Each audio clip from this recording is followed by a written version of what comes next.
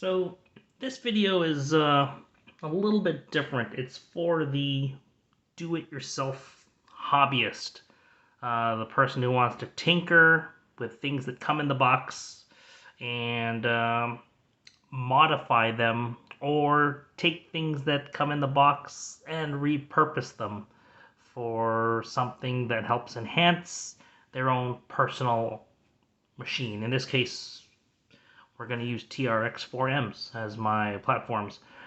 Yeah, there's a difference between a hop-up and a modification, or a DIY mod. Hop-up, brass parts. You buy them, you bolt them on, off you go. DIY, you're going to take the existing part, you're going to do something to it. Whether you're going to modify it, or tune it, or do something with it, so that it's still the same inherent component, but it has your own personal touch. I guess that's what I'm trying to relay here as a message. There's a lot of opportunity for transition for hobbyists into remote control. It can be daunting when you walk into the remote control side of a hobby store and see all these things. This doesn't have to be as daunting as necessary, because you just take an existing vehicle and use your own skill set that you may already have to make it your own. Here, I'll start off with this one here.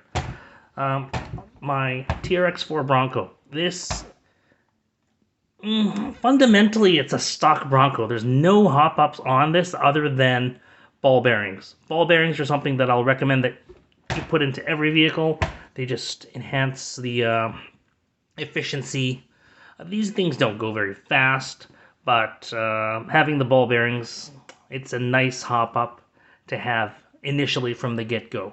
I like these TRX4Ms for small-scale, everyday bashers / crawlers. This is probably the best balanced and most refined option out there. I've tried others from FMX. I've played around with the Boogie Van, which has an awesome 200-to-1 gear ratio. This doesn't have a 200-to-1 gear ratio. I think it's 56-to-1, which is perfectly fine. And you can also upgrade that, I believe, to, I think, 86-to-1 with an upgraded gearbox. Do I need an 86-to-1 for, what I do with this thing? No. It's cool to push things around and pull things around with a 200-to-1 gear ratio that the Boogie Van had.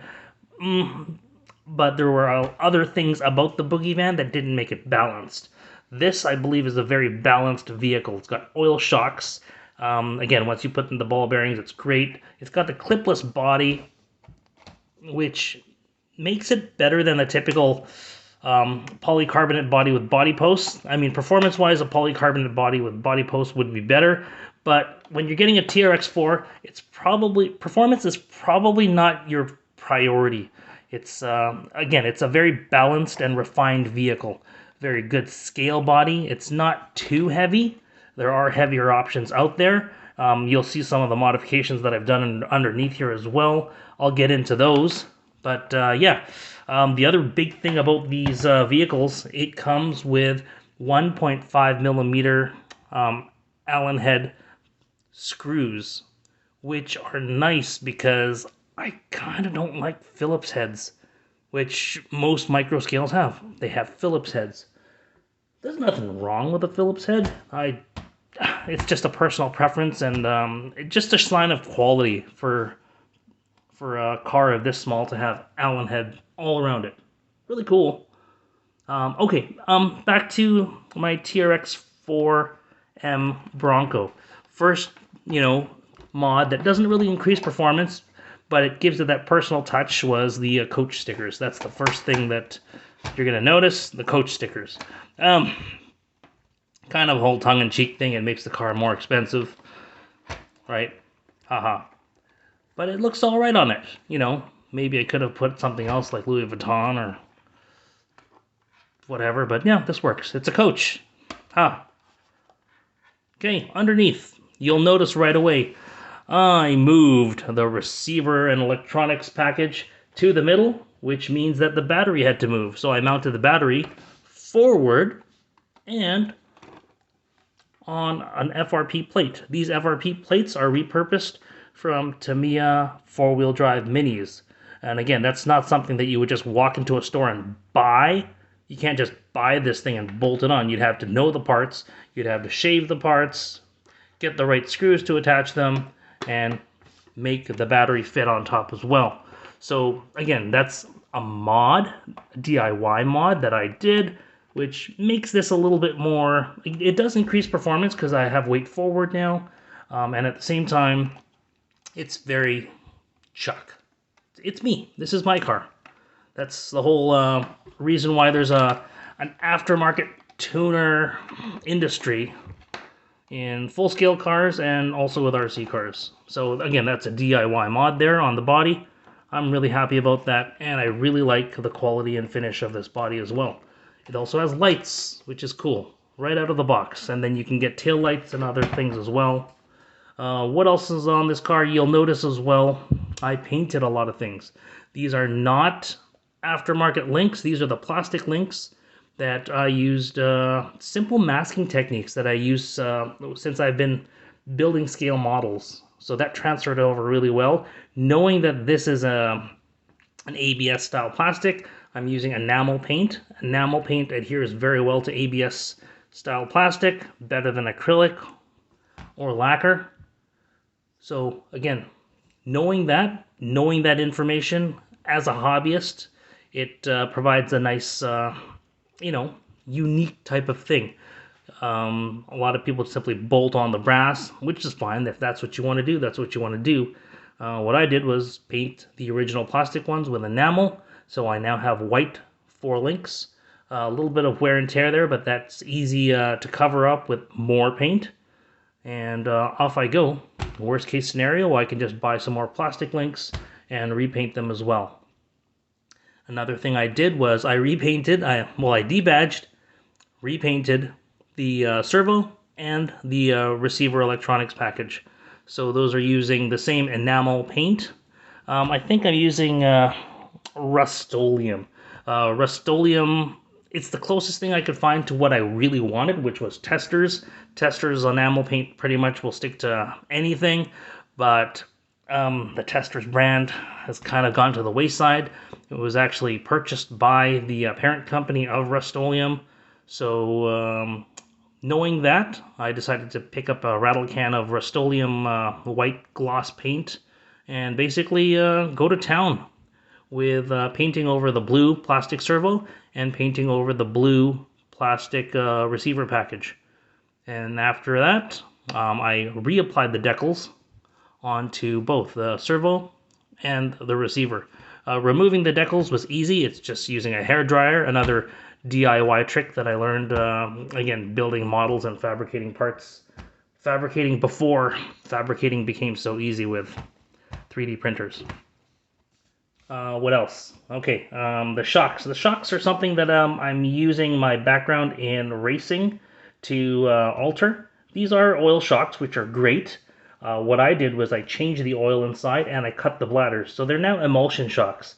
An emulsion shock just has a wider window to work with, so it just gives a general better feel, which allows it to be useful in a lot more different situations. So I really like how those shocks feel now with emulsion shocks, simply by cutting a hole into the bladders. And yeah, the air is mixing with the oil, and that's perfectly fine. That's how the emulsion shock will work. And to paint, to get the white springs, I didn't buy aftermarket hop-up springs. All I did was paint the existing ones. Now, I didn't use enamel paint because enamel will typically chip when flexed or bent. So I needed a paint that was a bit more flexible. A lacquer paint would be more ideal. So I actually used Tamiya PS1, which is a Tamiya white paint for polycarbonate bodies. It's a very flexible paint, which can be used on springs. It actually does adhere very well. So that gave me the white springs, and I used Rust-Oleum gloss white. I actually primed it with white primer, Rust-Oleum white primer, and then I shot on the gloss white. So That's how I got the white look on those parts. Same thing with the wheels. The wheels come black. Took them off, primed them with white primer, and then shot them with gloss white. And now I have a very custom looking TRX4M Bronco with custom performance package without having to spend much at all. Again, all I did was take these fiberglass pieces from my box of mini four-wheel drive parts. If you wanted to buy these mini four-wheel drive parts, they won't cost you an arm and a leg. I attached the battery on top of it, and by doing that, it moved the battery forward by about 1.5 inches, and then I moved the receiver and electronics package from the ass of the car to the middle of the car. So that's my Bronco in a nutshell. I'm really happy with how that turned out. Next one that we're going to look at is my, well, I'm going to call it the Pre-Clod Buster. It looks like a Clodbuster initially, but Clodbusters were actually 1980s style Chevy pickup truck bodies. This is a late 70s Chevy pickup truck body. So it's a Pre-Clod Buster. But it looks very cool as well. Again, a lot of the well, not a lot of the modifications. A lot of the things I did were also done on this one. So, for example, taking off the body.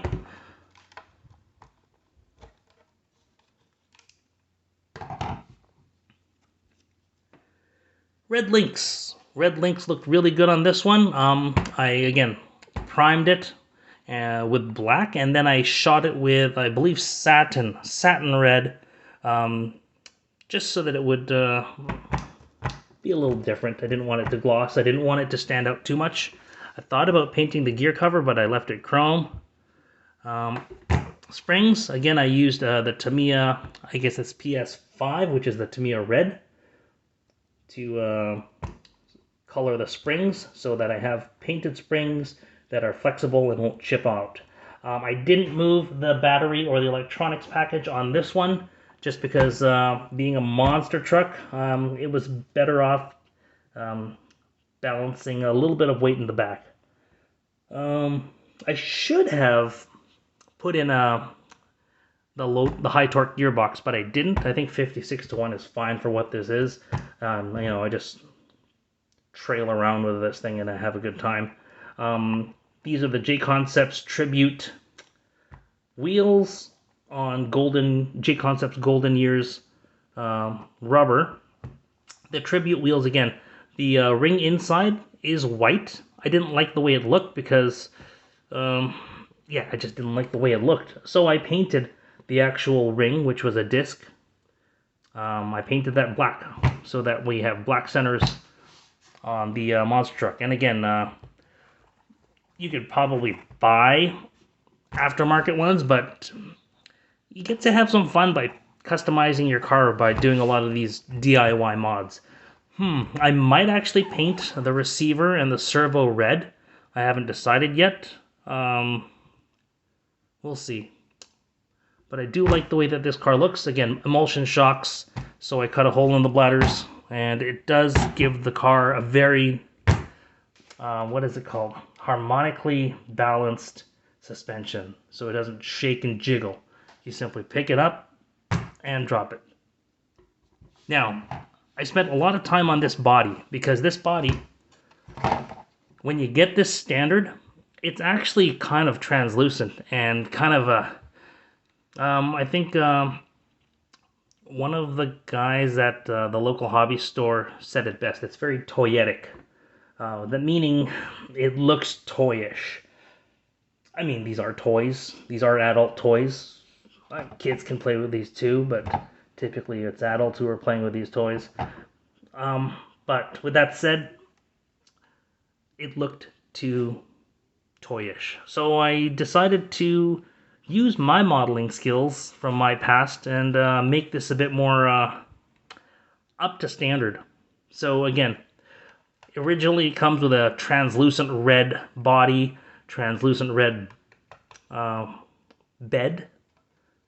What I did was I first removed the tinted window area, and then I unbolted the bed, which also meant removing the lights in the grill and the clipless body clamps. And then I started painting black primer on the inside of the body and on the outside of the bed. And that really brought out the deep red color that I was looking for.